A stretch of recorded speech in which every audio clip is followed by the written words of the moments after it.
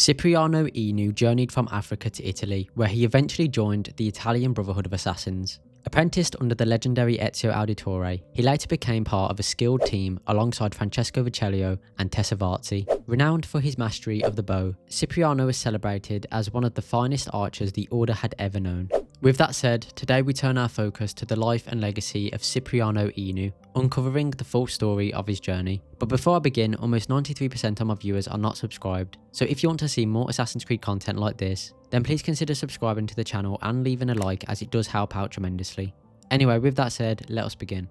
During his journey from his homeland to Italy, Cipriano was taken in by a kindly old man who not only helped him adjust to his new surroundings, but also taught him 7 foreign languages. Cipriano proved to be a gifted linguist, mastering each tongue with flawless pronunciation and no trace of accent. The old man, himself a skilled forger, would later become an invaluable ally, helping Cipriano and his fellow assassins acquire new identities whenever secrecy or disguise was required. Between 1501 and 1503, Cipriano trained in Rome under the guidance of Ezio Auditore. It was there that he completed his apprenticeship alongside Francesco Viccellio, whom he first met during a free-running exercise assigned by their mentor. During the exercise, Francesco observed that while Cipriano's aim was remarkably precise, his shots were slow, an issue caused by his inexperience with the blunted training arrows. Cipriano quickly adapted, however, and soon struck Francesco twice with the padded bolts, one in his shoulder and one squarely in the forehead. Even when Francesco, annoyed by the hits, charged at him, Cipriano remained composed.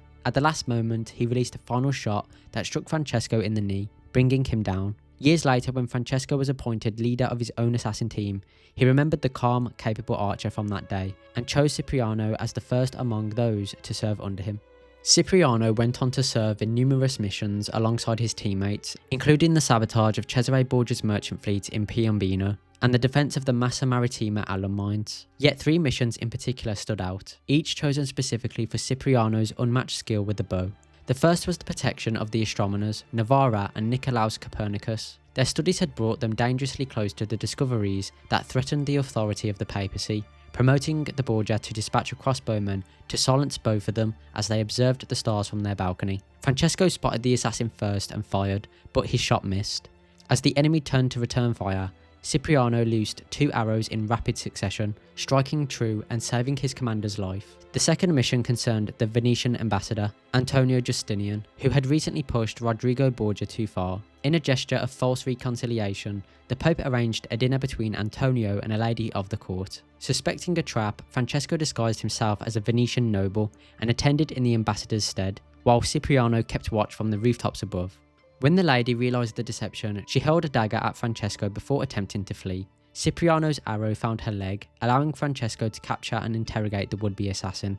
The third mission was the defence of Camerino and its abbot, Bernardino, a vocal critic of Borgia rule. Cipriano assisted Francesco when inspecting the cannons, hidden alongside the road for an ambush, then took position atop the city walls to coordinate a diversion. From there, he and his fellow archers rained arrows upon the advancing forces, turning the tide of the battle in the Brotherhood's favour. In 1503, Cipriano and his team were tasked with sabotaging a so-called friendly competition between the armies of Cesare Borgia and his Templar ally Charles de la Motte of France. Working in secret, the assassins dusted poison over the French soldiers' equipment, weakening their performance and forcing Cesare to suffer the humiliation of defeating his own comrade. Later that same year, however, Charles's forces returned to Rome, facing no resistance from the local guards as they began to terrorise the city's citizens. Francesco and his team were dispatched to intercept them. From the rooftops, Cipriano methodically eliminated each rifleman, his efforts ensuring that no stray shots caused any harm to the crowds below.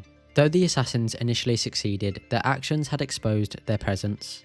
Cesare seized this opportunity to deploy his troops under the guise of maintaining order. Overwhelmed by the combined forces, Cipriano and his companions were driven into an inn, where they quickly built barricades against the advancing guards. From shattered windows, Cipriano returned fire with steady precision, each arrow answering a musket shot. The defence was short-lived. A rain of flaming arrows soon engulfed the inn, forcing the team to flee upward.